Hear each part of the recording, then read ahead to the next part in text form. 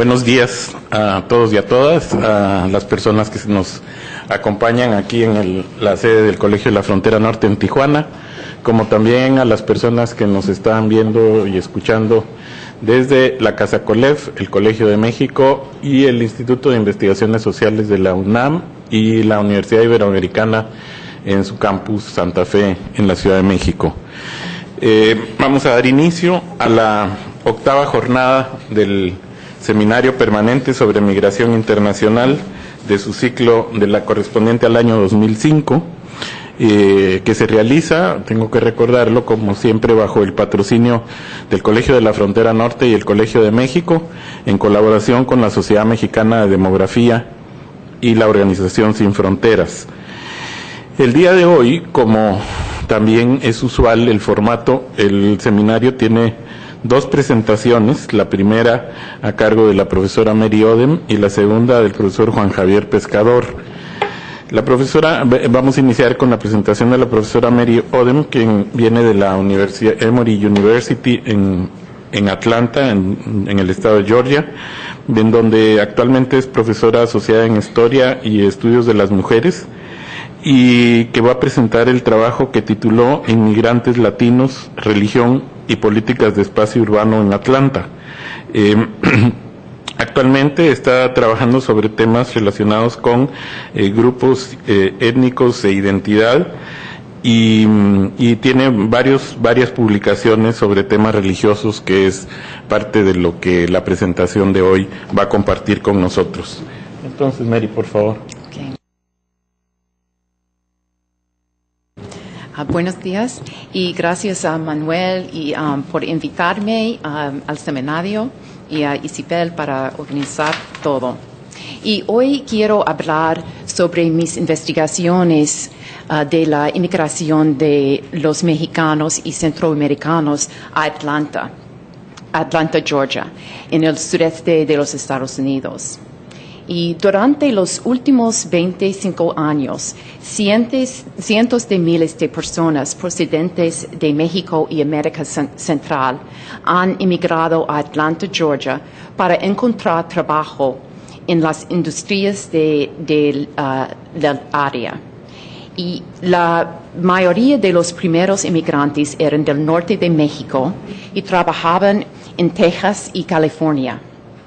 En los últimos 15 años, inmigrantes de otras partes de México y América Central han seguido el mismo camino. Al mismo tiempo, un creciente número de mujeres y niños han emigrado a Atlanta para reunirse con esposos y padres.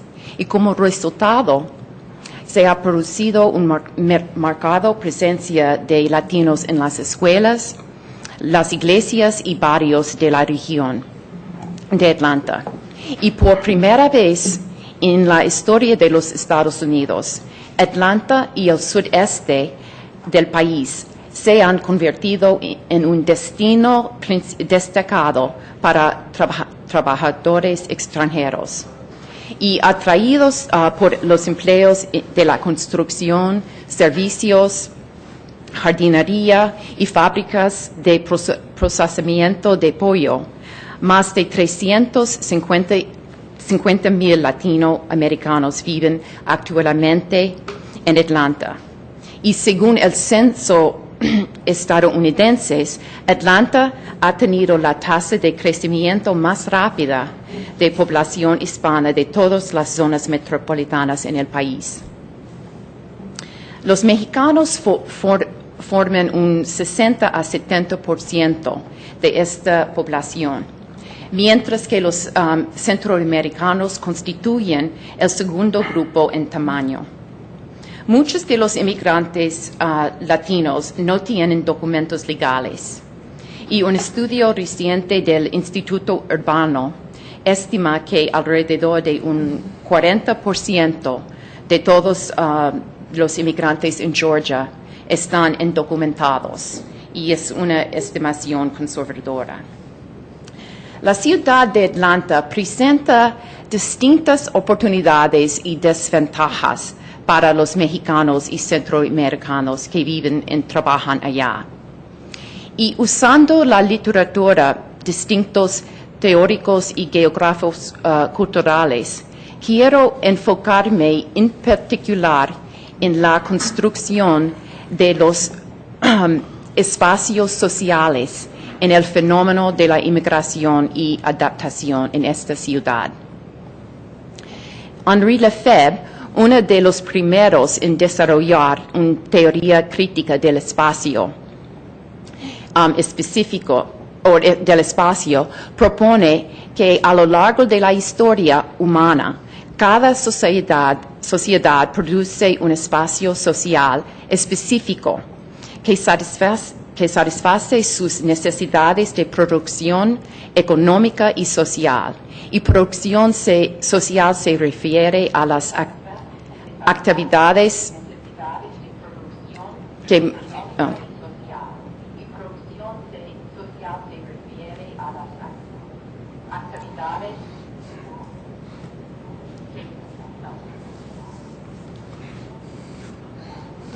¿Mejor? ¿No? Lo estoy apagando. Es un poco raro. Ok. ¿Sí? ¿Está bien? Ok. Producción social se refiere a las actividades que mantienen las familias, hogares y comunidades.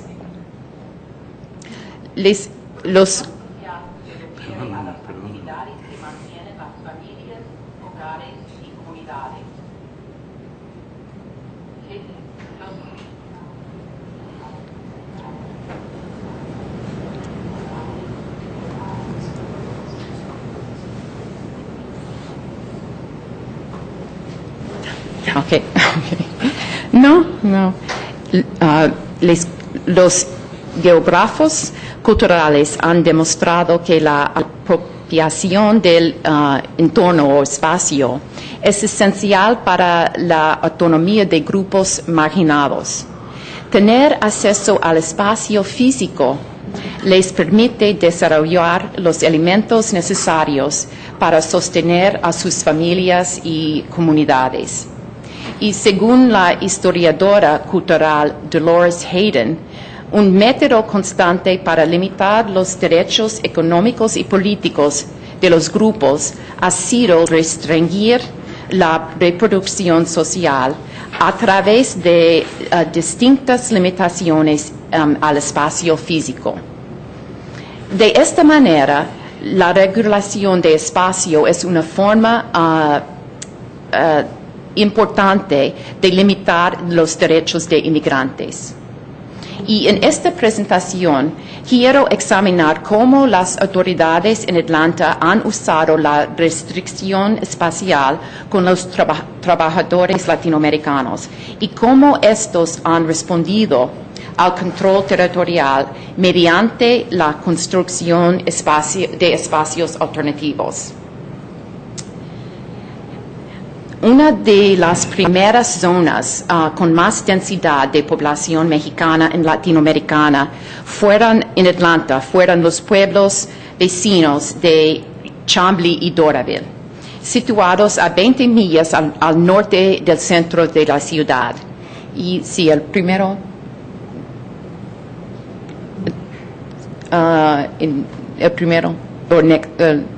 Sí.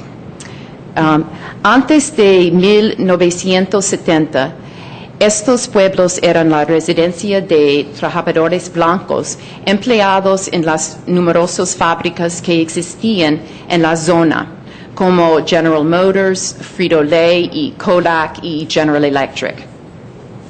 El deterioro de la economía de los 70s tuvo como resultado el cierre de las fábricas y la salida de muchos residentes que vivían en el área. Mientras las casas y apartamentos se vaciaban, los propietarios empezaron a alquilarlas a refugiados vietnamitas y después a inmigrantes chinos, coreanos y latinoamericanos. Inicialmente los inmigrantes y refugiados se asentaron en Chambly y Doraville debido a que la zona tenía viviendas y apartamentos baratos. Con la llegada de dos estaciones del metro en los 80s, el área se hizo aún más atractiva para los trabajadores inmigrantes que tenían empleos distribuidos en todas partes de la ciudad. Desde entonces, Chambly se ha convertido en una de las regiones urbanas más diversificadas en población étnica en el sureste de los Estados Unidos. Mientras que las minorías étnicas formaban tan solo el 11% de la población en 1980, en 1995, 15 años después, las minorías étnicas constituían el 54% de la población de Chambly. Y los latinos y los inmigrantes del sureste asiático formaban los grupos étnicos más grandes. Sí, el próximo. Sí, y a diferencia de lo que ocurría en el pasado, a principios del siglo XX, cuando los inmigrantes, la mayoría de Europa, se asentaban en barrios del centro de la ciudad, los inmigrantes de Atlanta hoy día están viviendo en las áreas periféricas y postindustriales. Y se puede ver en la mapa que en el centro no viven muchos inmigrantes, pero fuera del centro, en las zonas verdes, son los enclaves latinoamericanos. Viven en conjuntos habitacionales ubicados en carreteras multivías, cerca de centros comerciales, mini mercados y gasolineras. Y si el próximo, si es uno de los conjuntos habitacionales donde viven los inmigrantes. Y Buford Highway, una carretera de 6 carriles con mucho tráfico, es el centro comercial de Chambly y Doraville. Y el próximo, por favor. Numerosos centros comerciales o zonas que se encontraban abandonados a lo largo de la carretera Buford se han convertido en plazas étnicas con nombres como Chinatown Square, Asian Square Mall y Plaza Fiesta y Plaza Latina. Y los inmigrantes han renovado un área que estaba experimentando un estancamiento de su economía y cuya población estaba disminuyendo. Pero a pesar de su importancia en la economía de la región, muchos mexicanos y centroamericanos en Atlanta llevan una existencia precaria, especialmente el gran número de indocumentados. Los trabajadores inmigrantes constituyen una parte integral en las industrias del área, pero al mismo tiempo las políticas y leyes de inmigración prohíben la entrada legal y con ello le niegan un papel en la vida civil y social en los Estados Unidos. Durante las últimas 2 décadas en el sureste de los Estados Unidos, los oficiales de migración han organizado periódicamente redadas en centros de trabajo, apartamentos y otros lugares donde se reúnen inmigrantes, con el propósito de deportar a los indocumentados. Y el próximo. La vigilancia, o lo que es más, la vigilancia de inmigrantes en espacios públicos ocurre a diario. La policía ronda regularmente los barrios, centros comerciales y áreas recreativas donde se reúnen los inmigrantes latinos. Con frecuencia paran a los conductores latinos para investigar posibles delitos, como la falta de matrícula, la falta de licencia de conducir o la falta de seguro de carro. Y la ley estatal en Georgia prohíbe la otorgación de licencias de conducir para inmigrantes sin documentos legales. Y conducir sin licencia válida tiene una multa de $600 en algunos condados. Sí, en los condados se enriquecen de los multas. Y además, varios municipios en el área metropolitana han establecido restricciones para jornaleros. ¿Y el próximo?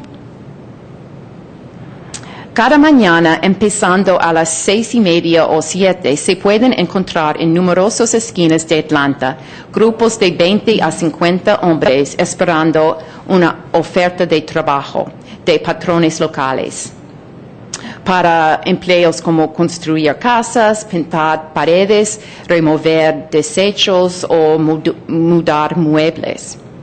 ¿Y el próximo?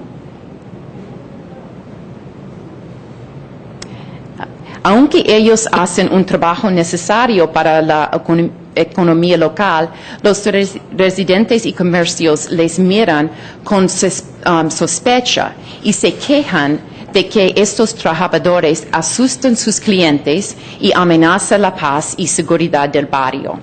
Como resultado de estas quejas, algunos municipios han aprobado ordenanzas que prohíben la reunión de personas en las calles y esquinas para encontrar trabajo. Y en la próxima parte quiero hablar sobre cómo los inmigrantes respondieron a estas restricciones. Las calles, los parques y otros lugares públicos en Atlanta se han convertido en zonas de conflicto para los inmigrantes, donde ellos afrontan y algunas veces luchan contra las restricciones impuestas por las autoridades federales y locales. Al nivel informal, cuando la policía patrulla un lugar donde los obreros esperan trabajo, ellos se dispersan y se congregan en otro lugar. Al nivel de política, los líderes de la comunidad latina han organizado una campaña estatal para que haya una ley que permite la emisión de licencias de conducir para indocumentados. De esta manera, podrían viajar por la ciudad sin el miedo constante a un arresto, multas punitivas o deportación. Los inmigrantes latinos también han luchado contra las restricciones territoriales con la construcción y ocupación de un espacio propio, una misión católica latina en el área de Chamblee y Doraville. ¿Y el próximo, por favor?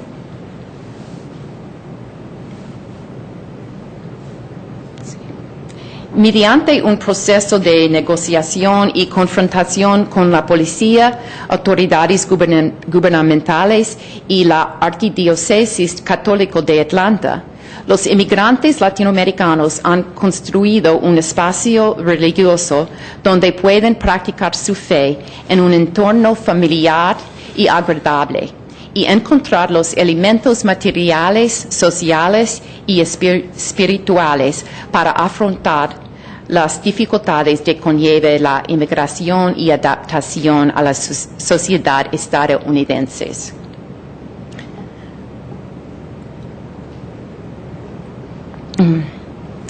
A diferencia a las leyes federales y estatales que excluyen a los indocumentados, la Iglesia Católica estadounidense da la bienvenida a todos sin tener en cuenta estatus legal o nacionalidad. El arzobispado fue una de las primeras instituciones en Atlanta que ofreció asistencia a los inmigrantes de América Latina y sigue como líder en este aspecto. Su Departamento de Servicios Sociales, o Catholic Social Services, ofrece numerosos servicios para ellos, como de información laboral y asesoría legal.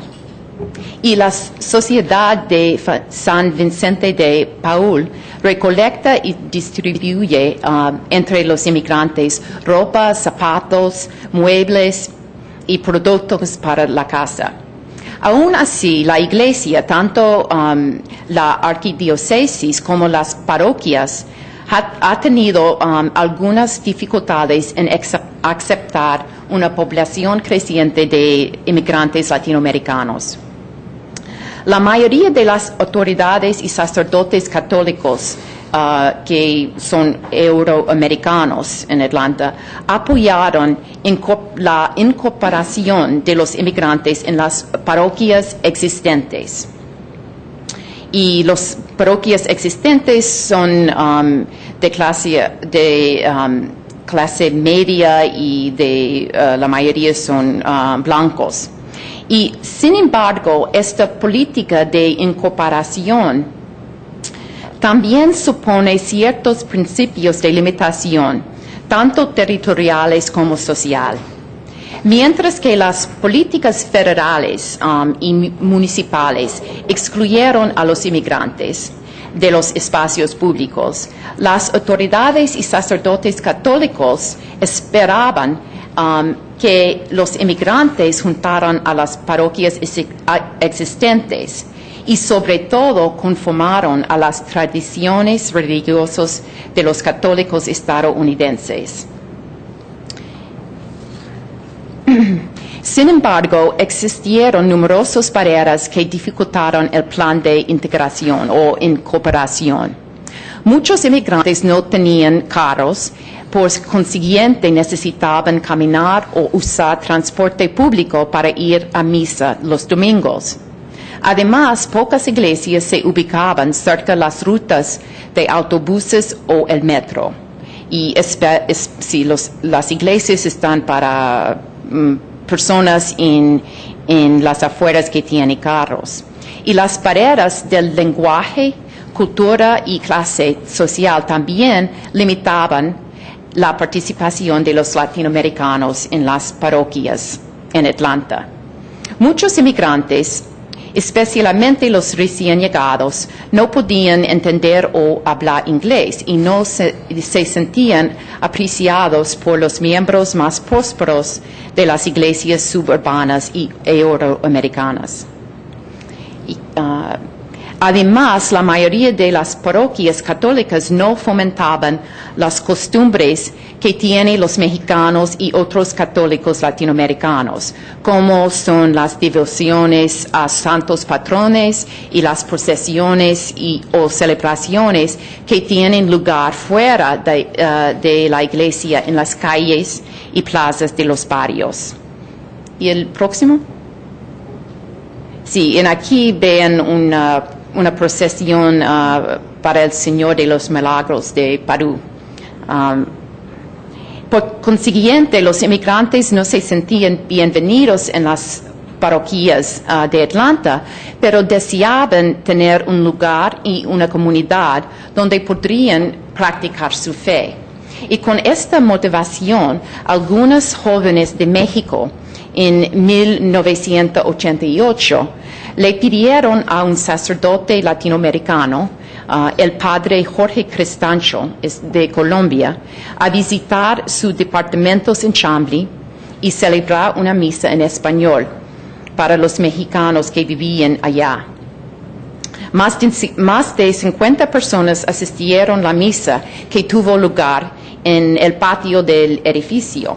Y cuando el padre Cristancho no pudo convencer a las parroquias más cercanas para que dieran servicios religiosos a este grupo, él mismo decidió a visitar y decir misa cada fin de semana a los mexicanos en Chambly, y además de seguir con sus otras responsabilidades en su propia parroquia.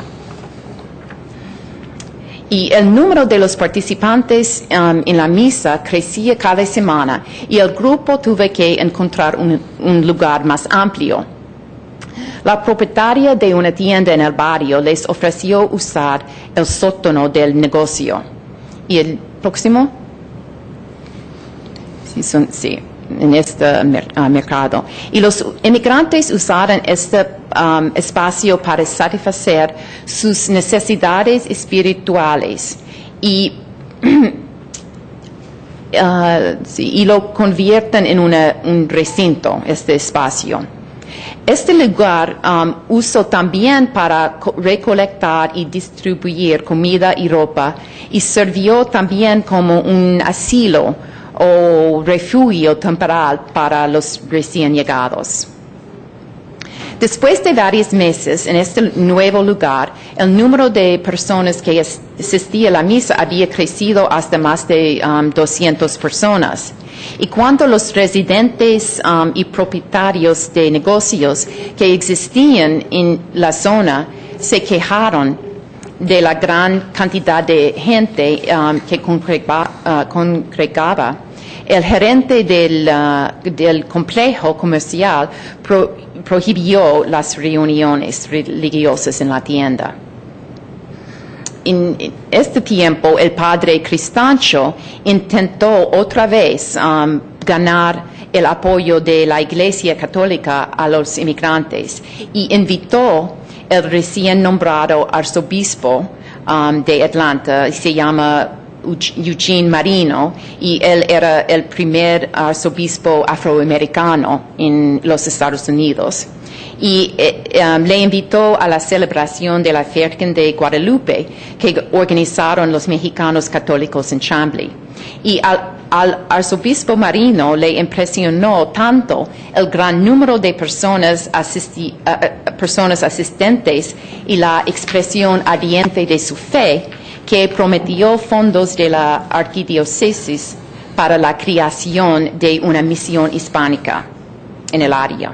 Y poco después la arquidiócesis alquiló un espacio de oficina para los latinoamericanos del barrio, donde se podría ir misa, asistir clases, recibir información y sobre todo información sobre trabajo y vivienda y reunirse con otros latinos. Y este espacio recibió el nombre entre los latinos de Centro Católico de Chambly, o el Centro. Después de 2 años en aquel lugar, la ciudad recibió un número creciente de quejas de residentes y oficiales municipales sobre el centro católico, en el sentido de que las reuniones con tanta gente violaban las ordenanzas municipales sobre ruido y multitudes. Por aquel entonces, el arzobispo Marino había renunciado a su puesto para ser sustituido por James Lake, también afroamericano, quien era menos favorable hacia los inmigrantes latinos. Y con el fin de seguir una política más firme de incorporación, Lake suprimió los fondos para el centro católico y ordenó a los inmigrantes escuchar misa en la parroquia más cercana. Pero los inmigrantes no aceptaron la decisión de la arquidiócesis pasivamente. En respuesta al cierre del centro católico, celebraban una misa en las calles como acción de protesta. En el otoño de 1990, más de 200 inmigrantes católicos se reunieron para celebrar una misa en medio de calle de New Peachtree Road en Chambly, que es una carretera en Chambly. Y la multitud, que incluía a hombres, mujeres y niños, y muchos de ellos indocumentados, cortó el tráfico durante 1 hora mientras celebraban la misa con el padre Cristancho. Y durante las siguientes semanas, la misa se trasladó de la calle al estacionamiento de una unidad habitacional. Y cuando llegó la época de frío, el servicio de la misa se trasladó a una fábrica de tortillas y luego a una iglesia bautista. Y sí, el próximo es el bautista. Y se pudieran celebrar la misa aquí en esta iglesia hasta que ellos llevaron una pintura grande de la Virgen de Guadalupe. Y los bautistas no les gustan esto y tuvieron que salir. Los inmigrantes latinos continuaron celebrando misa y otros servicios religiosos en las calles, estacionamientos y restaurantes del barrio hasta que la arquidiócesis por fin accedió a buscar un nuevo lugar para el grupo. Y después de varios meses, la arquidiócesis compró un edificio abandonado en el área de Chambly y Doraville para convertirlo en una misión católica latina. La misión estaba ubicada cerca de una estación del metro de manera que el transporte no fuera problema para los inmigrantes y se nombró la Misión Católica de Nuestra Señora de las Américas en honor de la Virgen de Guadalupe. ¿Y el próximo? Sí, se puede ver que es la estación del metro es cerca de la misión.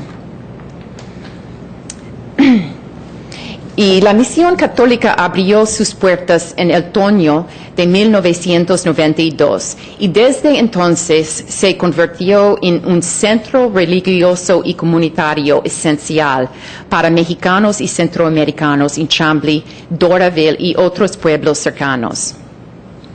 En 1999, la misión celebraba 4 misas cada domingo y con más de 500 personas en cada servicio.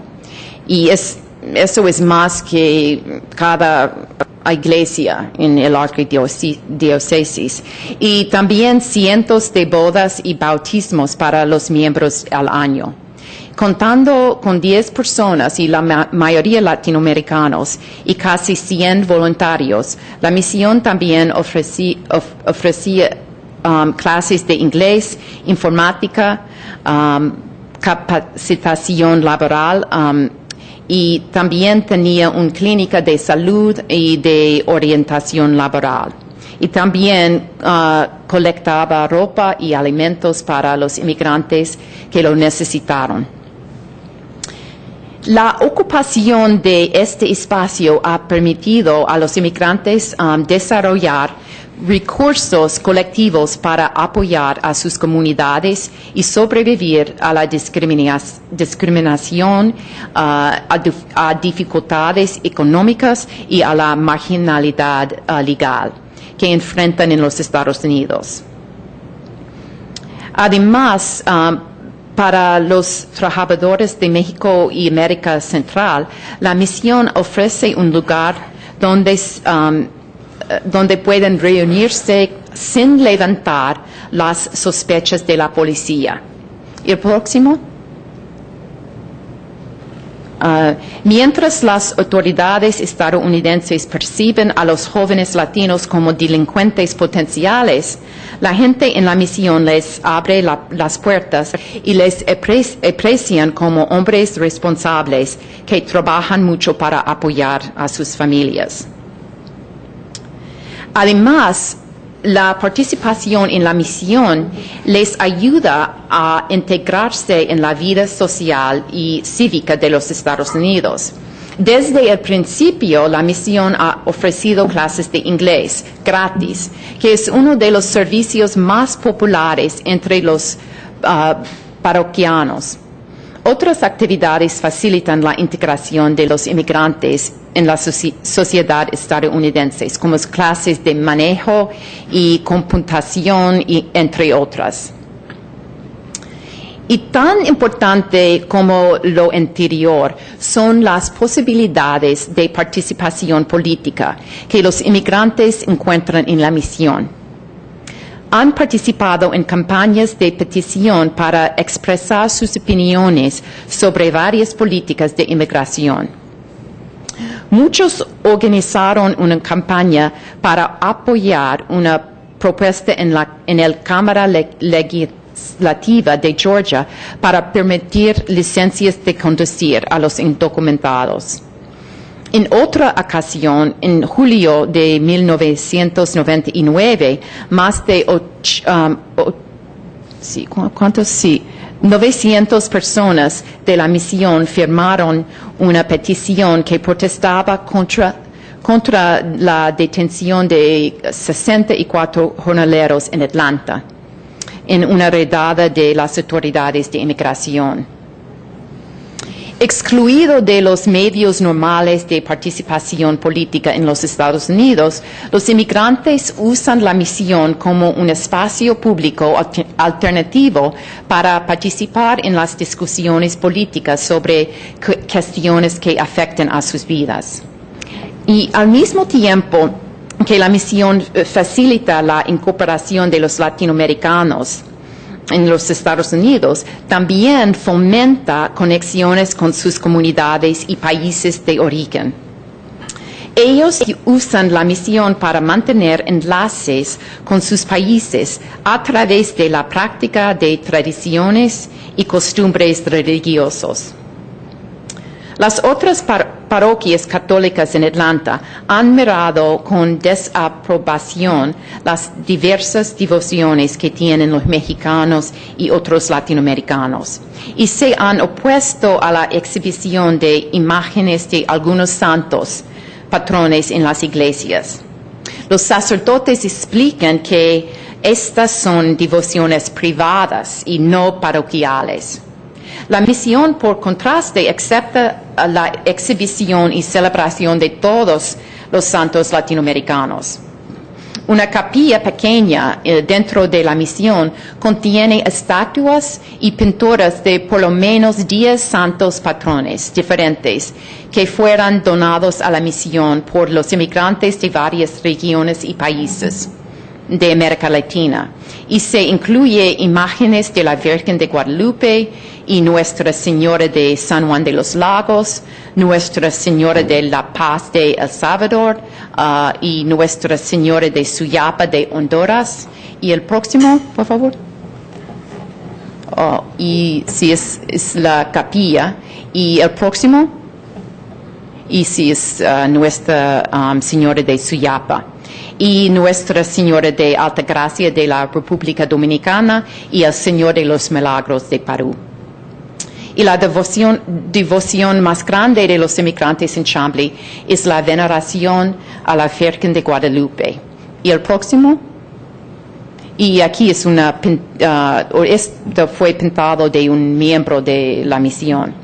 Y como en periodos pasados de inmigración a los Estados Unidos, los mexicanos han llevado esta devoción a su residencia en Atlanta, influyendo en el ambiente y cultura de la región. Las imágenes de la Virgen de Guadalupe adornan camiones, camisetas, paredes y ventanas de tiendas en zonas donde los mexicanos se asientan. La Virgen de Guadalupe tiene una presencia principal en la misión. Una estatua de la Virgen Morena, rodeada de rayos dorados, aparece en la ventana cerca de la entrada de la misión y una pintura de ella con colores vivos cuelga en la capilla de los santos. Y esta pintura. Y durante los últimos 12 años, los líderes laicos en la misión han organizado cada año una celebración impresionante en honor de Nuestra Señora de Guadalupe. Y el próximo. Cientos de personas se reúnen en la misión el 11 de diciembre por la noche para celebrar misa y cantar las mañanitas acompañadas por mariachis.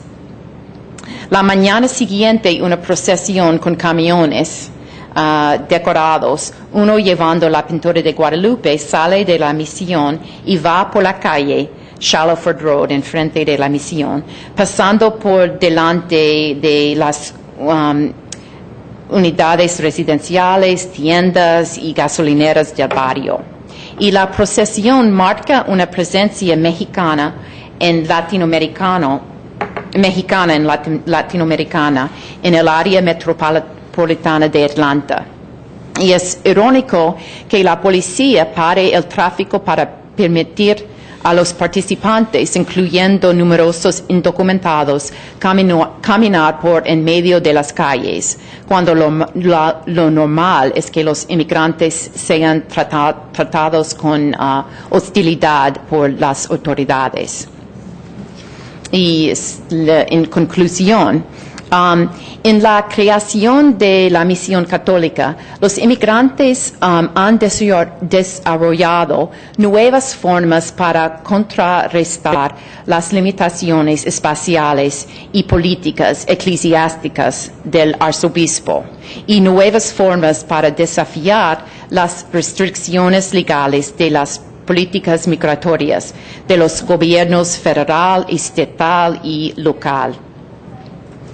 Y lo que es más, en la creación de la misión católica, los inmigrantes han generado un espacio religioso alternativo que refleja y cuestiona los diversos problemas de la experiencia migratoria, al tiempo que brinda servicios religiosos más afines a la sensibilidad latina.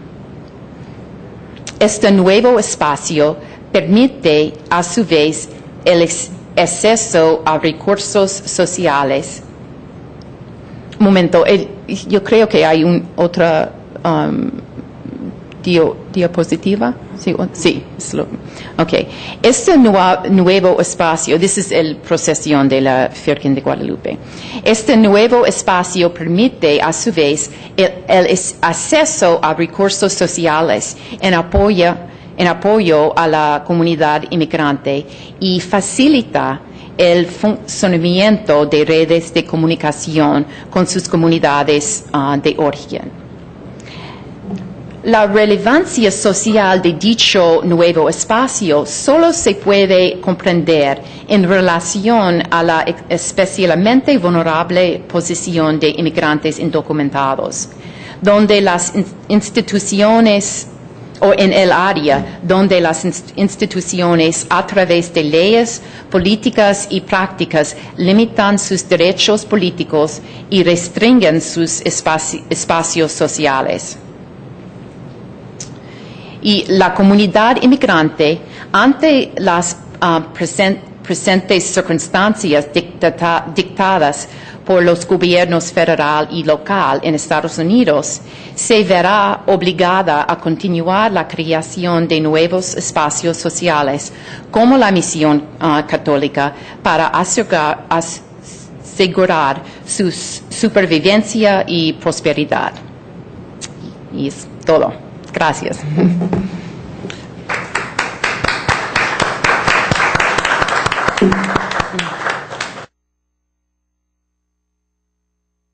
Gracias, Mary. Con esta presentación hay, yo diría, una especie de rasgos comunes con la presentación que tuvimos en el mes de abril, si no me equivoco, sobre parte del trabajo que se ha venido haciendo en la Universidad de Florida en algunas localidades, en lo que también se ha tratado de analizar cómo los grupos de migrantes en 3 localidades en aquel estado han generado una serie de iniciativas en torno a la celebración de actos religiosos, pero también en términos de la organización, como lo presenta hoy Mary, en búsqueda no solo de satisfactores espirituales, sino también satisfactores materiales.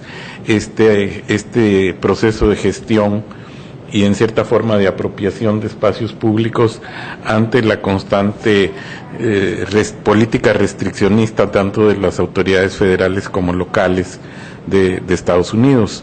Un proyecto del que también tuvimos información el año pasado con la presentación de Patricia Fortuny referida a la misma temática. Entonces, creo que los estudios sobre los vínculos entre la migración y la religión como un ámbito de la vida cotidiana, del quehacer de los migrantes y su articulación con sus mecanismos de protección y de gestión de derechos, se convierte en un tema de suma importancia para todos.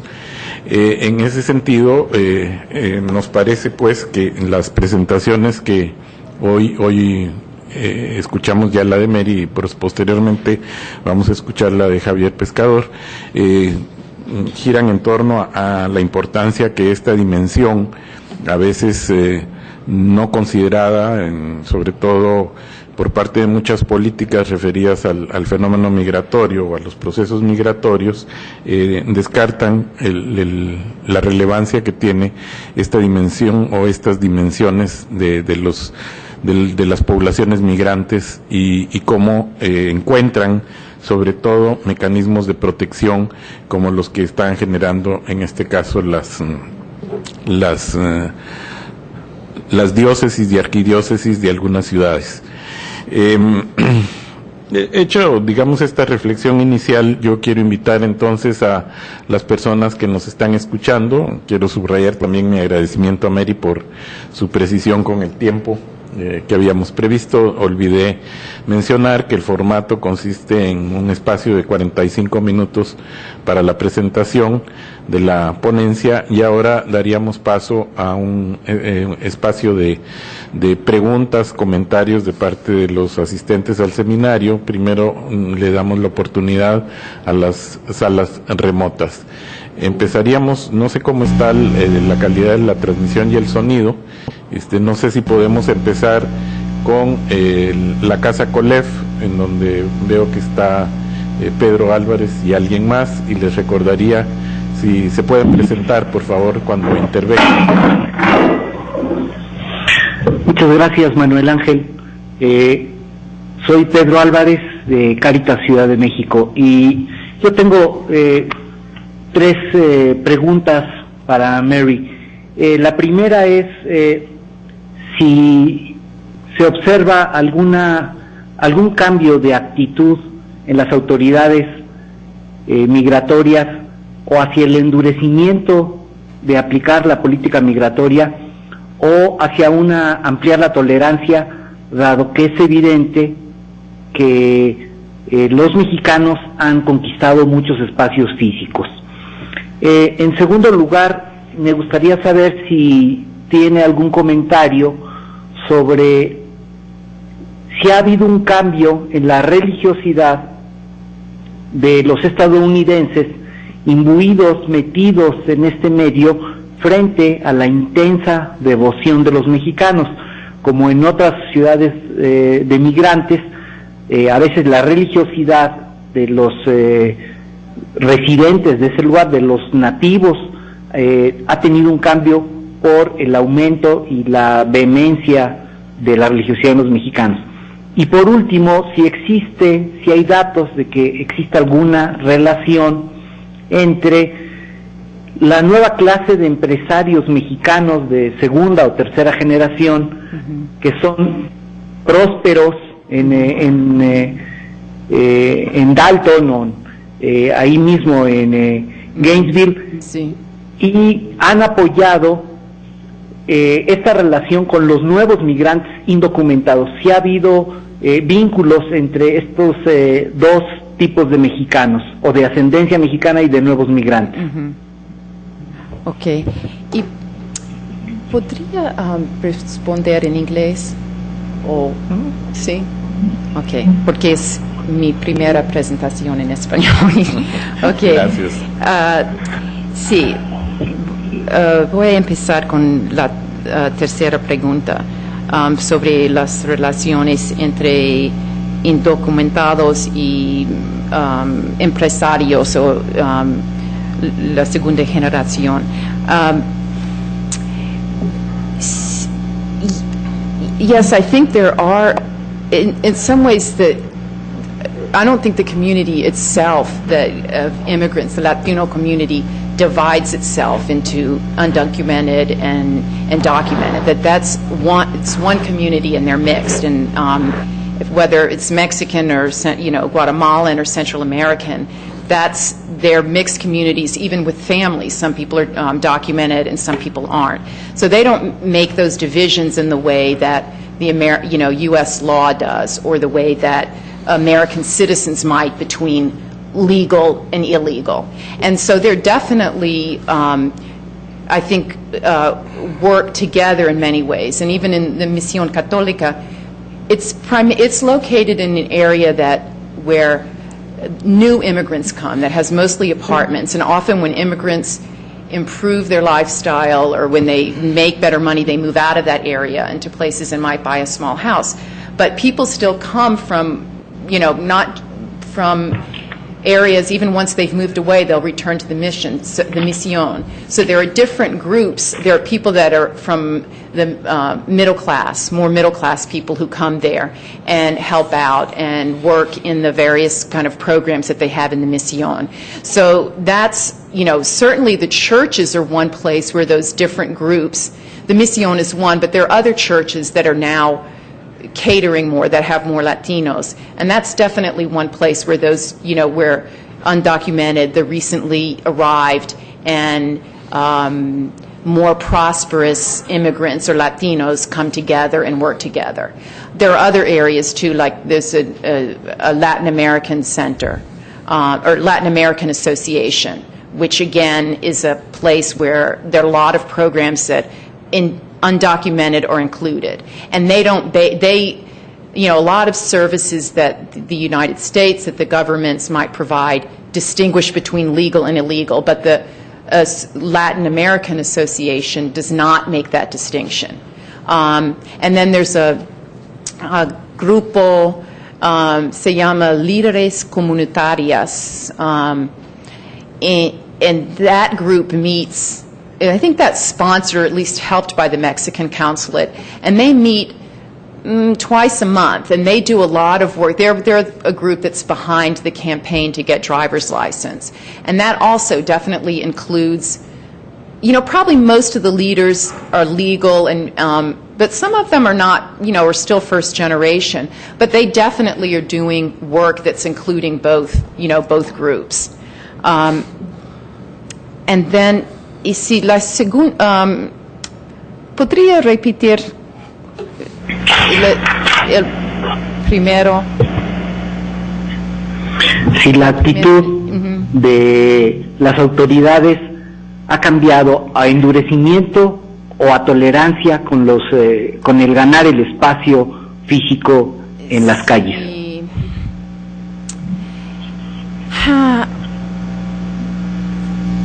Sí, en una manera sí, pero en otra manera no, porque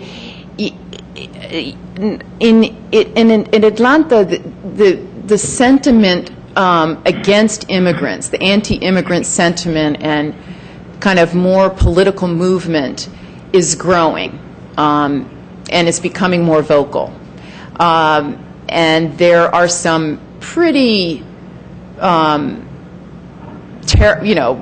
stringent laws that are being proposed in the legislature this season that would be doing, again, cutting away certain benefits that have been available to immigrants and some undocumented immigrants as well, to try to restrict as much as possible, to cut back. And whether they're going to pass or not, I don't know, but there's at least a louder voice. But at the same time, more, Latinos are moving in the area. You could probably 10 years ago, you could have ignored the fact that the South was changing and that you had this new population that was coming in, but you can't ignore it anymore. I mean, Latinos are working in houses and neighborhoods throughout the city. You see that they're working all throughout the city.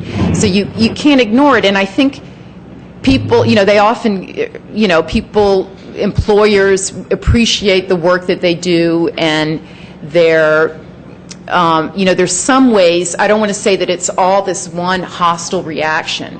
I mean, there are ways in which they're appreciated. Some ways aren't so helpful. I mean, sometimes there's a contrast made between African Americans and Latinos. It's kind of a subtext.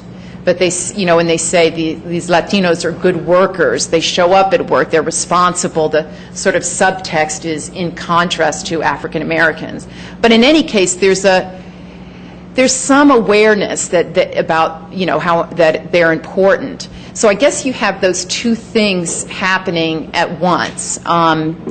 That, on the one hand, there is, a greater acceptance. And, I mean, one example, too, is and that I didn't mention, I was mentioning the work, but soccer. There are 600 Latino soccer leagues in Atlanta. And their soccer is played in all of the parks, and it's everywhere. And so those parks, they're using the parks. And now, in this neighborhood I looked at, there was another struggle where they closed down a space that Latinos in that neighborhood had been using and they actually shut a park and built a jail where one park had been in their neighborhood. So that, but yeah, so I guess both things are happening, I think. Sí, la segunda es el podría change religious attitudes of Americans. Sí, es cambios en las actitudes religiosas de los americanos. Sí, con la inmigración de los latinos, la influencia de los latinos, la religión de los latinos es la pregunta. Sí, sí, es interesante en Georgia porque los católicos son una minoría en Georgia. Antes de la llegada de los latinos, creo que solamente 10 o 5% de las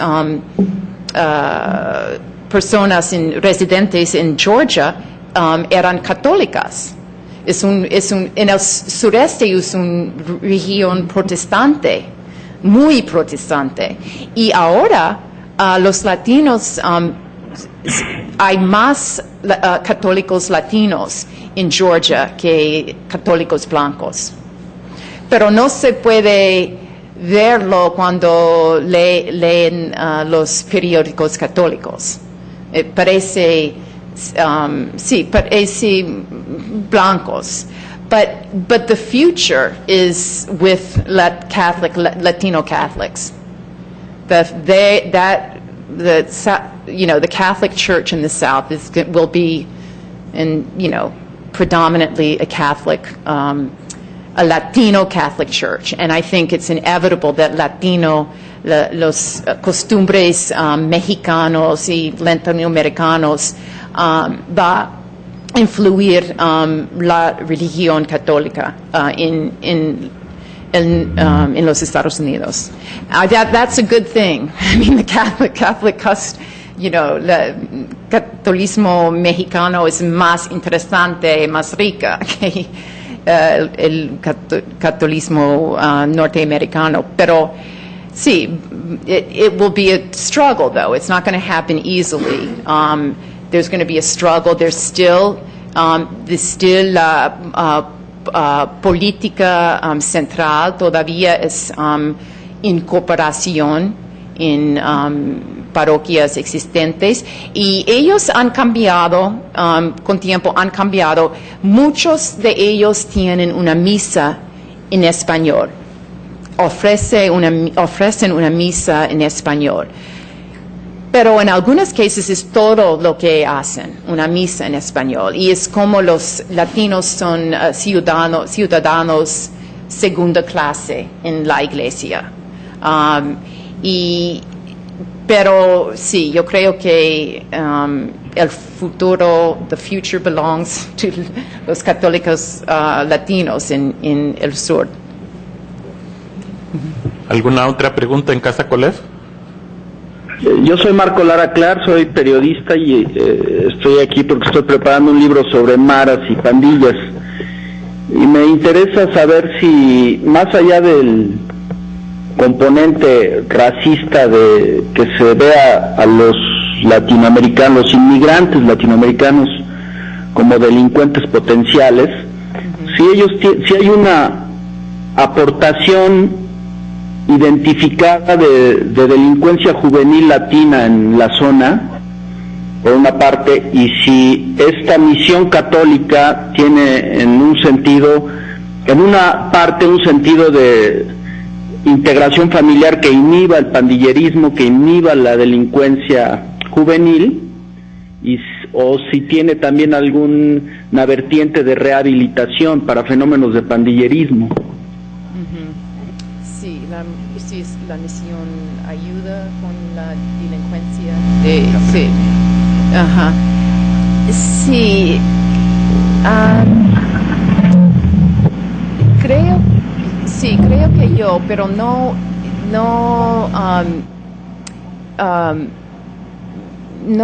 hice investigaciones en eso, pero una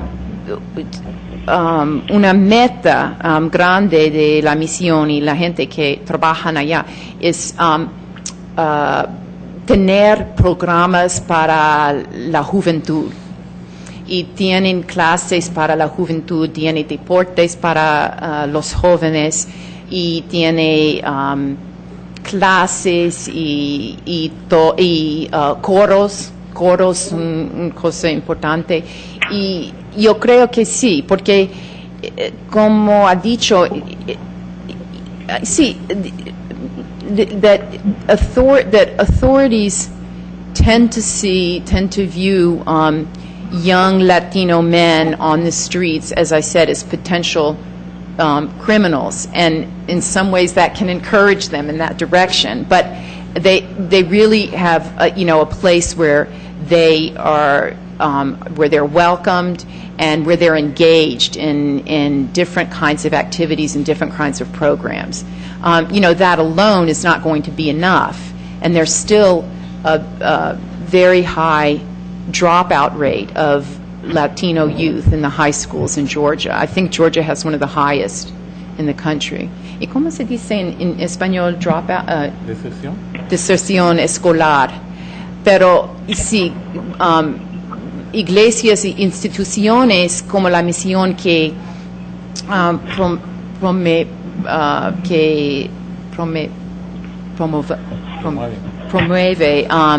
el autoestima de las jóvenes son importantes en prevenir la delincuencia, pienso yo. Gracias, Mary. Entonces pasamos a el Colegio de México. ¿Hay alguna pregunta en el Colegio de México? Parece que sí.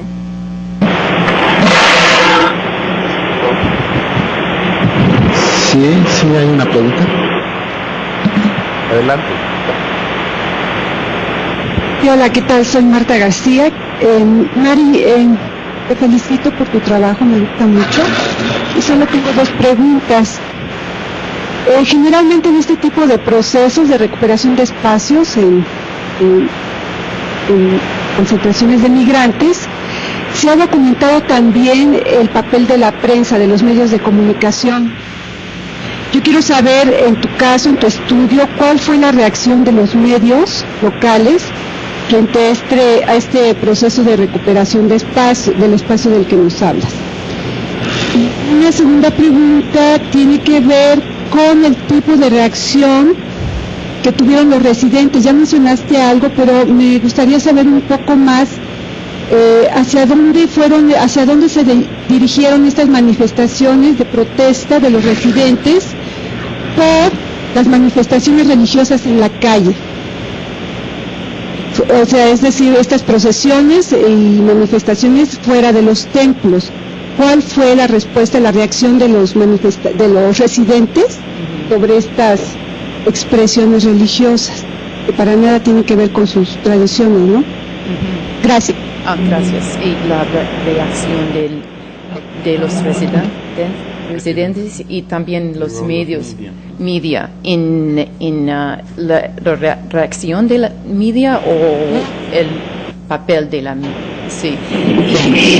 Sí, los periódicos no cubren esta protesta con la misa, porque era en un tiempo cuando no es en 90s que no escribieron mucho sobre los latinos, y yo tuve que hablar con participantes para aprender esta historia. Pero y ahora los residentes, y la cosa es ahora, la mayoría de los residentes cerca de la misión son latinos, y ellos sí aprecian esta expresión de su fe, pero continúa la negociación con la policía y con la ciudad de Chambly, porque cada año tiene que conseguir una licencia para marchar en las calles, y cada año es un problema, o tiene que hacer algunas cosas. Y una vez se trasladó la procesión afuera de Chambly porque no pudieron conseguir la licencia. Pero es una cosa, yo creo que los americanos y los oficiales municipales son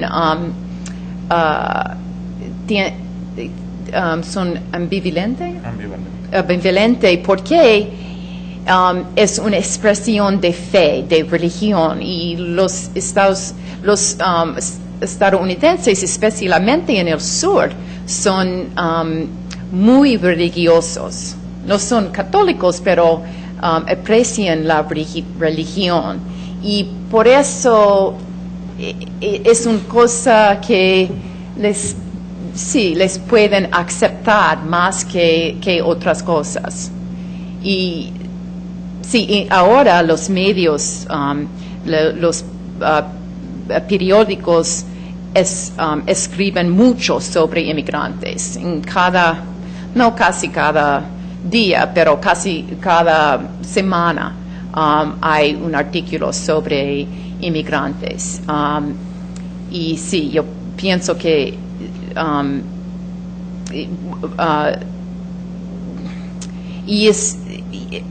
se puede ver dos reacciones.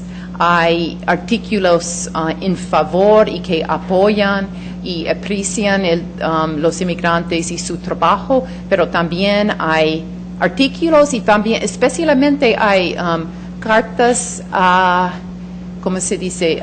Letters to the editor. Sí, cartas al editor, que son muy negativos a la inmigración ilegal,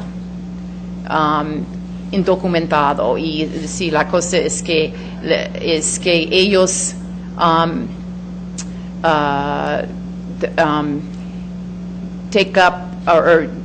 take away services and use tax dollars, usan los impuestos que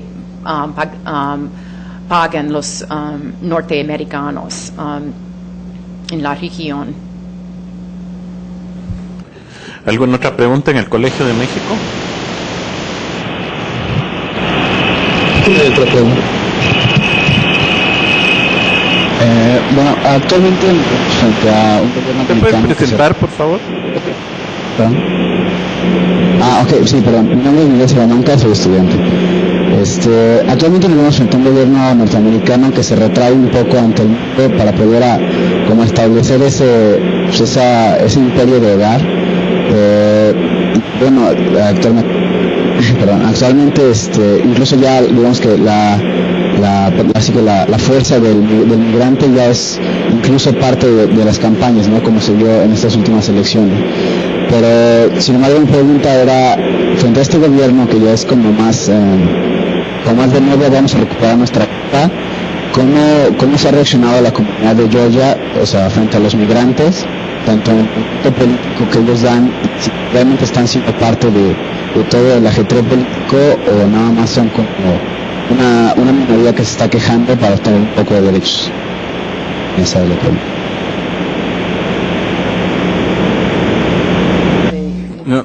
¿Podrías sintetizar la pregunta y hablar más despacio porque hay mucho ruido en la transmisión? Y si hablas rápido se juntan las palabras y no se entiende. Solo la pregunta al final, por favor. ¿Cómo está reaccionando la sociedad en el ámbito político, la sociedad norteamericana frente a la actividad de los latinoamericanos en su cultura?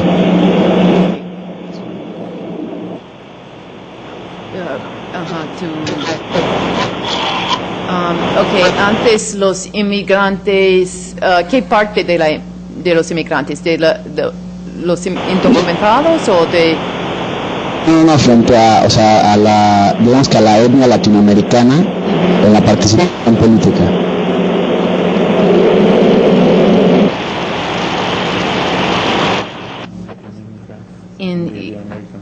Okay, ¿cómo es? Sí. Okay. Sí. Okay, la reacción de los, por ejemplo, la asociación Latin American Association, y sí, es la reacción de los políticos americanos. Okay. Sí. Es interesante. Ellos también hay dos reacciones y yo creo que enseña o it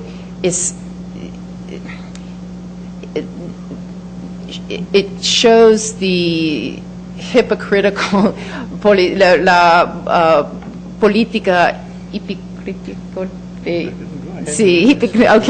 the hypocritical policy of los Estados Unidos. Por ejemplo, on one hand, ellos quieren el apoyo de los inmigrantes legales o que pueden ser ciudadanos, y ellos tratan de conseguir el apoyo, y se puede verlo en las elecciones estadounidenses ahora para el presidente, que cada candidato tiene que hablar un poco de español. Y es lo mismo, casi lo mismo en Georgia también. Pero en el otro mano,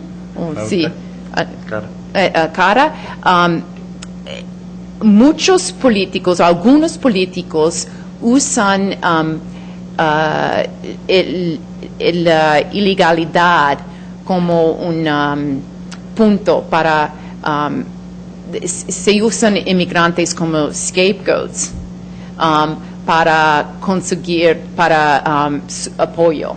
So they use anti-immigration hysteria to build political support, and they try to they'll call for, a number of politicians are calling for these really strict laws to try to get rid of undocumented immigrants, and they get a lot of support that way. So you have both things going on at the same time. Gracias. ¿Y en la Universidad Iberoamericana? Yo soy Liliana Mesa, coordinadora del programa de asuntos migratorios, y quiero saber la opinión de la autora en cuanto a si la religión ha sido un mecanismo eficiente de inserción social en otras comunidades en Estados Unidos. Sí, yo pienso que es muy importante. Yo creo, y sí, quiero decir en la conclusión de la presentación que con las circunstancias de inmigración y las leyes en nuestro país y el crecimiento de los indocumentados, este tipo de organización será aún más importante para la incorporación de los inmigrantes en los Estados Unidos. Y no sé si ustedes han leído sobre las estadísticas recientes sobre el número y porcentajes de indocumentados, pero por primera vez el número de los indocumentados inmigrantes indocumentados es más que los inmigrantes legales en los Estados Unidos. Y yo creo que esto va a crecer porque las políticas no tienen sentido. Tenemos una economía que depende de el mano de obra de los inmigrantes y leyes que los excluyen, y va a continuar. Y con eso crece en nuestro país una población que no tienen los derechos sociales y civiles que otras personas en el país. Y sí, las iglesias católicas y protestantes, porque las iglesias protestantes también tienen servicios, muchos servicios para inmigrantes. Es un combate entre los protestantes y católicos. Ellos quieren atraer los inmigrantes, y sí, las iglesias van a tener y van a continuar a tener un papel importante en las vidas. Liliana. Sí, muchas gracias. Tenemos otra pregunta. ¿Qué tal, Mari? Habla Magda Espinosa. Soy estudiante de un programa de bilingüismo para los Estados Unidos, y primeramente quisiera compartirte que te agradecemos tu esfuerzo y tu disposición de haber hecho la presentación en español, y que personalmente la comparto. Sé que es complicado. Muchas gracias, lo estás haciendo muy bien. Dado que estoy en un programa de educación, mi comentario es si tienes alguna cifra de a qué nivel han llegado los estudiantes de educación elemental de los inmigrantes. Es decir, si hemos avanzado en que la gente que se va a vivir allá tenga un mayor nivel educativo, o de alguna manera simplemente toman estos cursos que nos comentabas de computación y de inglés para tener una vida económica útil, o realmente hay una posibilidad de que tal de nuestros coterráneos empiece a elevarse. No sé si fui clara con mi pregunta. No tengo cifras sobre la educación de los niños, pero es una cosa importante. Se puede ver el crecimiento de población latino, especialmente en las escuelas primarias, porque la mayoría de los niños son jóvenes. Y, por ejemplo, en Dalton, donde se hacen alfombras, yo creo que más de 50% de los estudiantes son latinos en esta ciudad, y algunas y otras escuelas primarias tienen porcentajes altos de inmigrantes, y es importante, y los padres les importa mucho que los niños van a las escuelas, pero no tengo las cifras, pero se puede conseguirlo, se puede conseguir el número. No sé cómo se medir el éxito, Y como he dicho antes, todavía hay un problema de deserción escolar antes de graduación. Y eso es un problema todavía.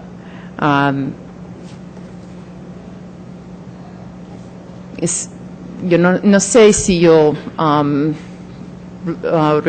respondí a su pregunta, pero... ¿Magda? Sí, es correcto. Gracias. Okay. Gracias. Bien, entonces, si ya no hay más preguntas en la Ibero. No, ya no, Manuel Ángel. Gracias, Liliana. Entonces vamos a pasar ahora a la ronda de preguntas aquí en la sala. Tienen ustedes la palabra. Luis. Yo tengo dos preguntas. Bueno, inicialmente eran preguntas, pero veo que de alguna manera ya han sido tocadas en algunas de las intervenciones anteriores. Entonces, más bien mi petición es ver si pudieras ampliar un poquito más. Una tiene que ver con algo que es como una pregunta obligada, y es el hecho de que si pudieras elaborar más sobre específicamente qué están haciendo otras iglesias cristianas en términos de trabajo con las distintas comunidades migrantes crecientes ahora en Georgia. Esto es porque, bueno, cualquiera que sepa algo sobre migración sabe que en términos de migración y religiosidad, pues hay esta especie como de lucha de mercados, ¿no? De ver quién capta más a esta creciente población. Y entonces, pues sería muy interesante saber si esta competencia se da en términos de no solamente, como creo que mencionabas, en términos de ofrecer servicios comunitarios o servicios sociales a partir de un espacio como podría ser una iglesia cristiana, sino ver si también se da en términos de fe, si son diferentes percepciones sobre la fe, lo que de alguna manera permite captar más a más migrantes. La segunda pregunta es si has podido detectar que con esta creciente presencia de migrantes católicos en la región de Atlanta, si además de los cambios en términos espaciales, además de la formación de un espacio que permita desafiar al orden mainstream, digamos, ha habido cambios también en términos de los ritos o de la fe, de la percepción de la fe entre no sé, la Grey católica del lugar, ¿no? Y una tercera cosa... cambios en la fe o rituales de los inmigrantes o de los... De la comunidad católica que se construye alrededor de, por ejemplo, la misión, como la que tú estabas describiendo. Y una tercera pregunta es... que creo que también lo tocaste, pero si pudieras elaborar un poco más sobre los cambios de la posición de la arquidiócesis en Georgia con respecto a la creciente presencia de los migrantes latinoamericanos. En otros lugares de Estados Unidos, las arquidiócesis no han tenido creo que posiciones menos erráticas y más claras. La arquidiócesis de Los Ángeles, la arquidiócesis de Nueva York, en donde la alta presencia de la comunidad migrante y sobre todo la percepción de que los migrantes indocumentados son un sujeto social vulnerable y por lo tanto un sujeto que obliga a la iglesia a verlos como hermanos y hermanas que deben de ser protegidos, deben de ser cuidados por la madre iglesia. Si en ese sentido pudieras elaborar un poco más sobre la posición de la arquidiócesis al respecto, que creo que lo has mencionado, pero si pudieras ampliar un poco más, nada más. Okay. Y no sé, ¿prefiere que yo hablo en inglés o en un español malo? Okay. Spanish. Okay, Spanglish.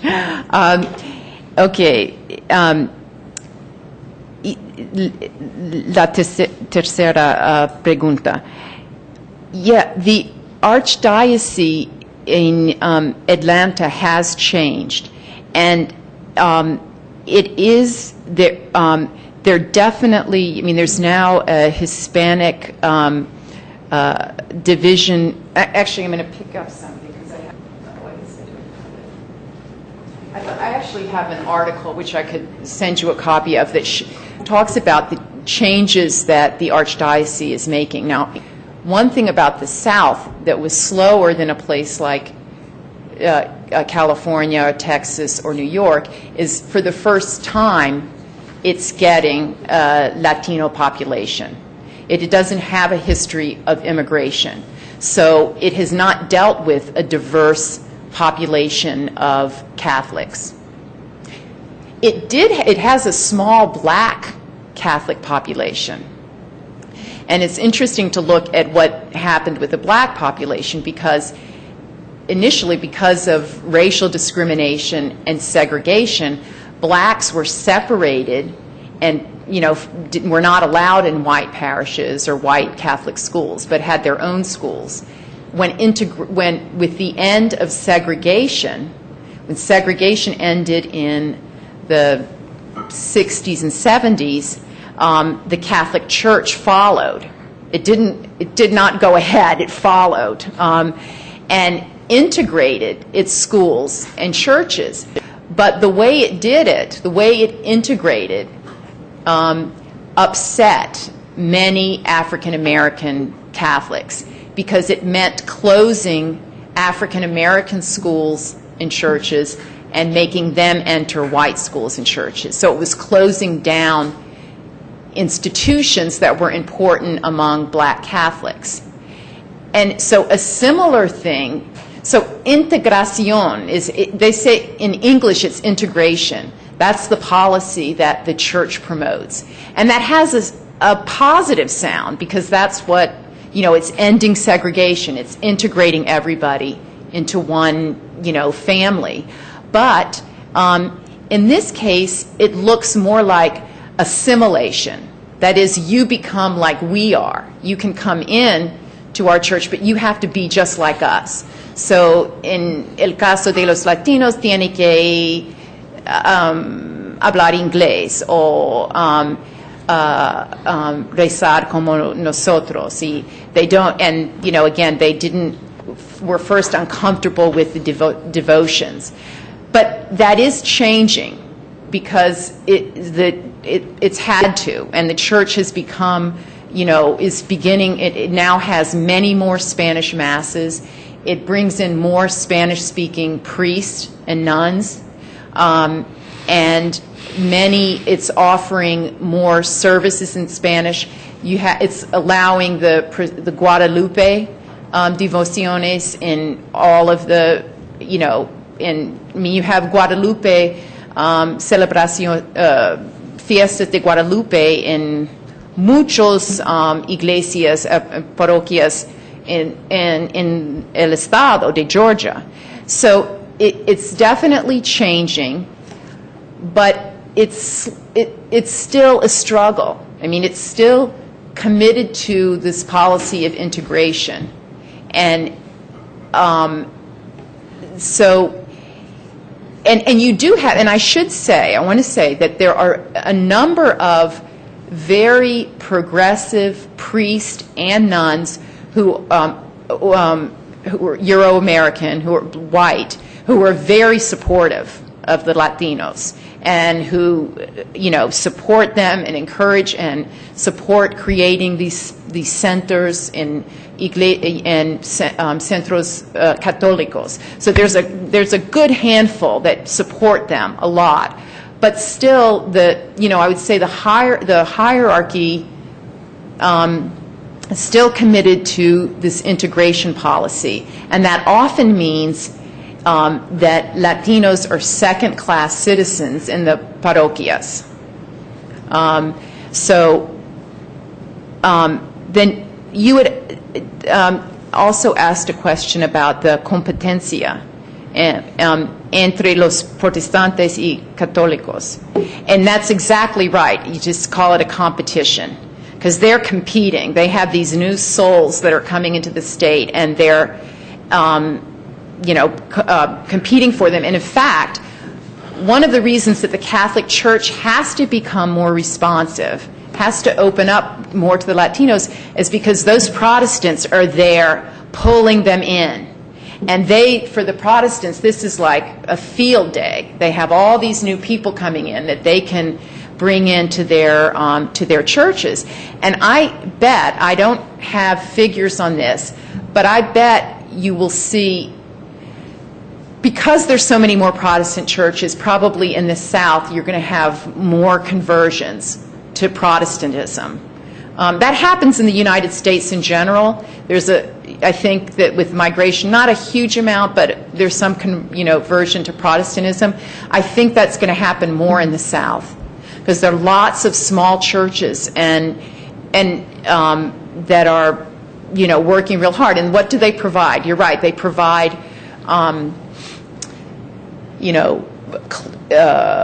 sometimes food and clothes and classes de inglés. That's a main one. And part of that is to draw people in and then to bring in the religious part of it. And aspectos de la fe que that attracts immigrants. That's an interesting question. And I have to say, this is going to be more from not from research, but just more anecdotal, is that I think that for some immigrants, like there's a more, in some of the small Protestant sects, what are they called, evangelical, and what are they called, Pentecostals, right. There's a more emotional and a very direct experience with God, and that can be, I think that does attract people. I mean, that's pretty much why the Catholic Church has the, what do they call the Catholic Church? Charismáticos in the Catholic Church. And I mean, it's happening in Mexico too, though. It's even before immigrants come. A lot of immigrants who are protestantes or evangelicos or they come and set up their own churches too when they come. So I think that's going to be an interesting thing to see in the future, sort of what happens with religion. But I think that you're definitely going to be seeing more kind of movement into Protestant churches in the South. Mary, hay una pregunta de Alejandro Rodríguez Castro, que es un mexicano residente en Francia. Pregunta, ¿existe en Georgia algún debate sobre comunitarismo y laicismo? Communitarianism and laicismo. ¿Qué significa eso? No, the formation of the role of the formation of civic associations beyond or outside religious communitarian events. That is to organize, get this, same services, but without having a religious denomination or affiliation. Yeah. So outside of the church. Right. Yeah. I mean, it's una pregunta buena, pero no sé. I don't know much about that, about whether that's happening. Well, I don't know if this counts. This is somewhat connected to the church, but what I've seen in one of the apartment complexes, that there's a group, a Guadalupano group, and started by this woman who had done this in New York and then brought it back with her, brought it when she came south. And she started, but she's got a group of people that they go and visit different apartments and bring a statue of Guadalupe and have a night of prayer and reading of the Bible, and then the statue is left in the apartment of one of that person, and then the next week they come and travel. And she really was doing this outside of the church.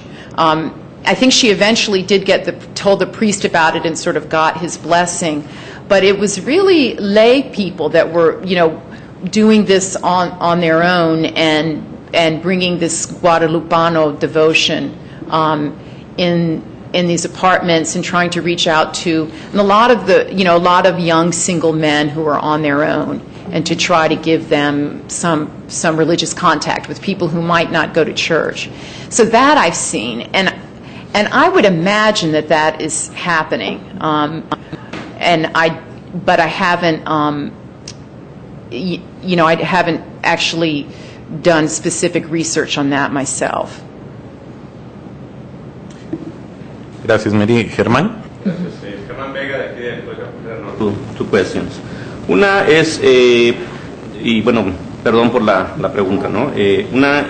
No sé si en el título de tu trabajo, de alguna manera estás haciendo alusión a este viejo texto de Massey, de American Apartheid, en el cual él muestra muy bien cómo se da esta segregación espacial, y muchas veces en determinadas áreas, el este o el oeste, dependiendo de las ciudades, es donde de alguna manera se forman little slums on the Latin American people, o algo así por el estilo, si lo estás ubicando en esos términos. Uh-huh. Y la otra es también hablando sobre otro texto, el de Elizabeth Brusco, de la conversión en Colombia.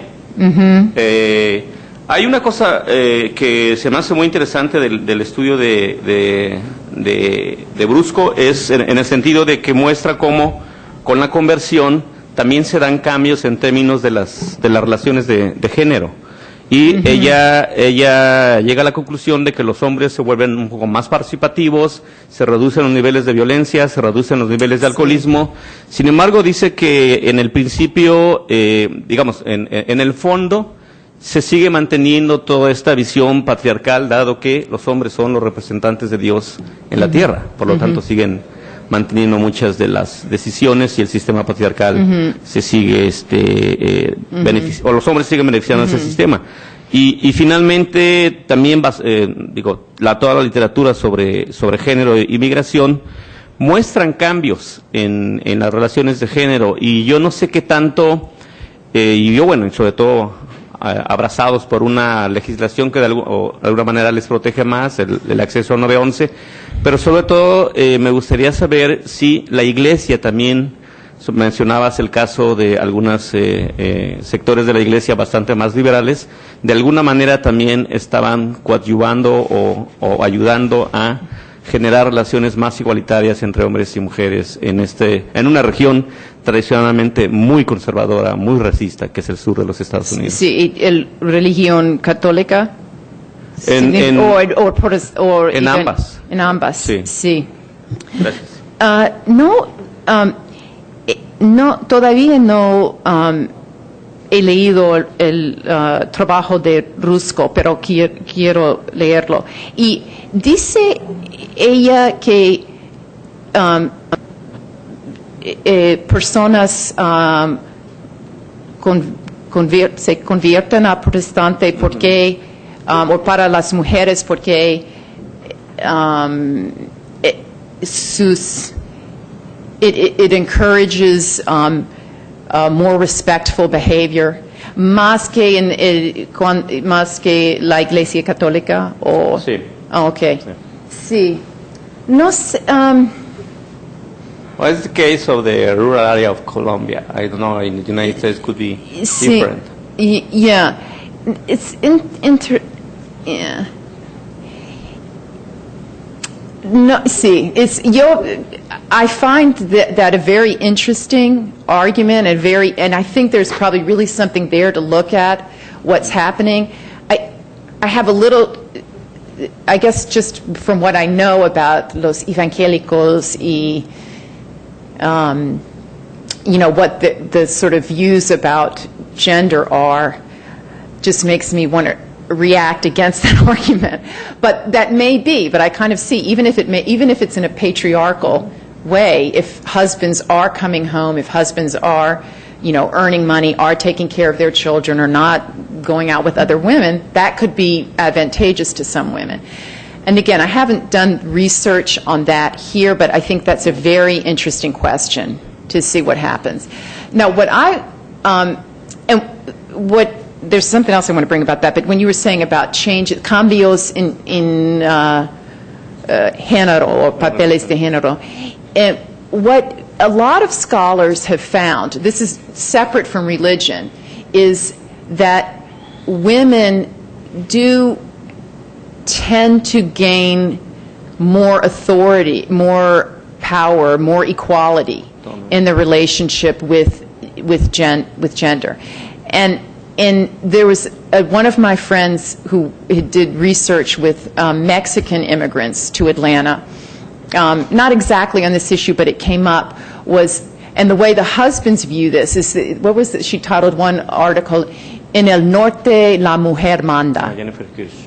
Yeah, Jennifer Hirsch. Mm-hmm. So, and that kind of expresses, that the reaction that they have, that the maybe relations of power are more, somehow are more equal. And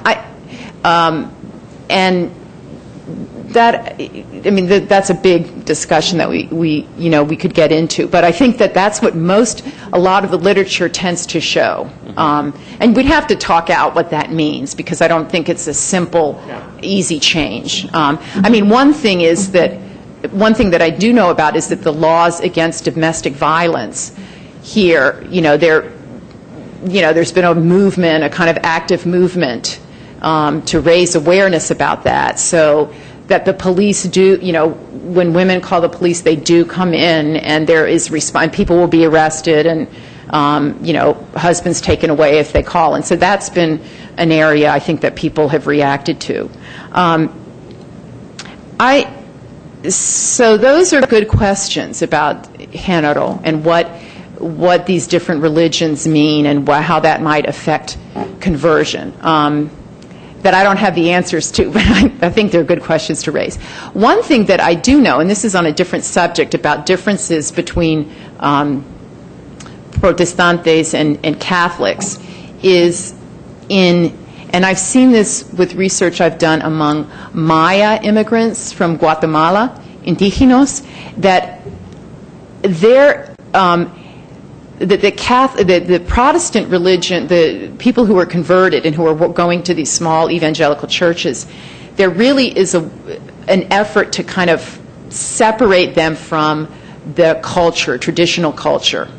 That maybe that's associated with the Catholic Church, but there's a greater antagonism toward la cultura indígena. And whereas in the Catholic groups that I've been researching, they sort of embrace that, and they want to sort of establish their roots with the antepasados Mayas. And so I don't know if that's, if you could, I certainly couldn't make that argument. That's just based on that small case. But I just wonder about the relationship of those religions to cultural traditions and costumbres, and if there's more of a tendency among Protestantes to say you separate yourself from that past life and move away from it. So I think there may be an interesting difference there to look at that relationship with culture. Thank you. Gracias. ¿Alguna otra pregunta? Comentario. Bueno, pues yo le agradezco a Mary particularmente el esfuerzo de la presentación en español y